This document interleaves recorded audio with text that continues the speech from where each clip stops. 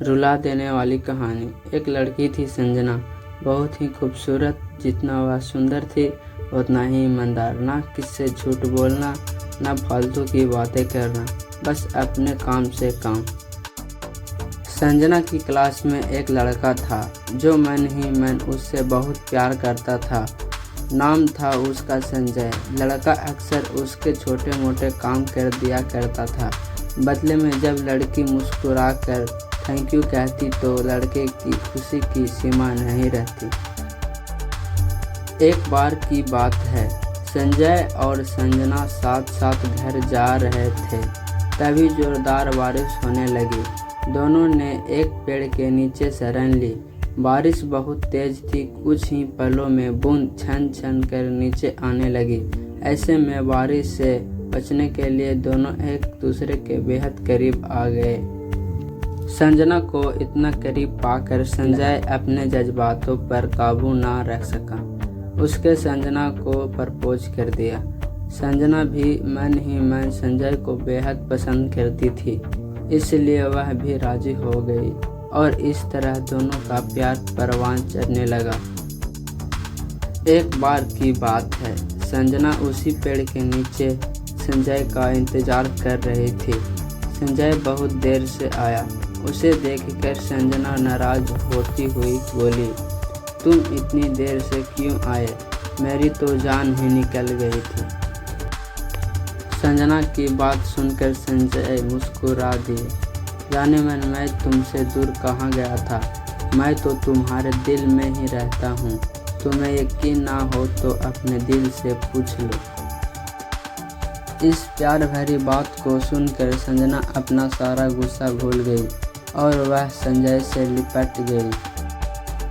एक दिन दोनों लोग उसी पेड़ के नीचे बैठे बातें कर रहे थे। संजना पेड़ के सहारे बैठी थी और संजय उसकी गोद में सर रख कर लेटा हुआ था। तभी संजना बोली, जानू, अब तुम्हारी जुदाई मुझसे बर्दाश्त नहीं होती। तुम्हारे बिना एक पल भी मुझे 100 साल के बराबर लगता है। तुम मुझसे शादी कर लो, नहीं तो मैं मर जाऊंगी। संजय ने झट से लड़की के मुंह पर अपना हाथ रख दिया और बोला, मेरी जान, ऐसी बातें मत किया करो। अगर तुम्हें कुछ हो गया तो मैं ऐसे जिंदा रहूंगा। संजना कुछ नहीं बोली। वह उम्मीद भरी नज़रों से संजय की ओर देखती रही। संजय ने अपनी बात आगे बढ़ाई, तुम चिंता मत करो जान, मैं जल्दी ही अपने घर वाले से बात करूंगा। धीरे धीरे काफ़ी समय बीत गया। एक दिन की बात है, दोनों लोग उसी पेड़ के नीचे बैठे हुए थे। उसी वक्त संजय का चेहरा उतरा हुआ था। संजना के पूछने पर वह रुआसा होकर बोला, जान, मैंने अपने घर वाले को बहुत समझाया पर वे हमारी शादी के लिए तैयार ही नहीं।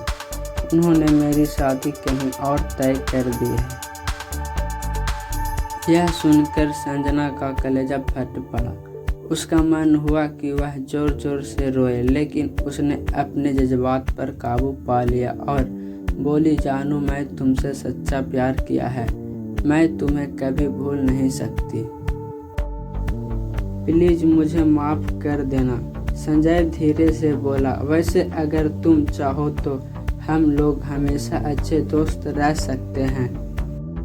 संजना यह सुनकर जार जार रोने लगी। संजय ने उसे बहुत समझाया पर संजना चाहकर भी अपने आप पर काबू नहीं कर पाई और वह रोते हुए अपने घर को चली गई। देखते ही देखते संजय की शादी का दिन आ गया। उसे यकीन था कि उसी शादी में संजना जरूर आएगी, पर ऐसा नहीं हुआ। हाँ, उसका भेजा हुआ एक गिफ्ट पैक उसे जरूर मिला। संजय ने कांपते हाथों से उसे खोला। उस गिफ्ट को देखते ही संजय बेहोश हो गया। गिफ्ट पैक में और कुछ नहीं, खून से लथपथ संजना का दिल रखा हुआ था और साथ ही में एक चिट्ठी थी जिसमें लिखा हुआ था, अरे पागल, अपना दिल तो लेते जा, वरना अपनी पत्नी को क्या देगा। दोस्तों, किसी के लिए मोहब्बत टाइम पास होती है और किसी के लिए ज़िंदगी से बढ़कर। इसलिए अगर किसी से मोहब्बत करना तो उसे ताउम्र भर निभाना, वरना क्या पता आपका हाल भी संजय जैसा हो जाए, जो उस दिन के बाद ना तो जी सका और ना ही मर सका। उसकी सारी जिंदगी पछतावे की एक दर्द भरी दास्तान बनकर रह गई।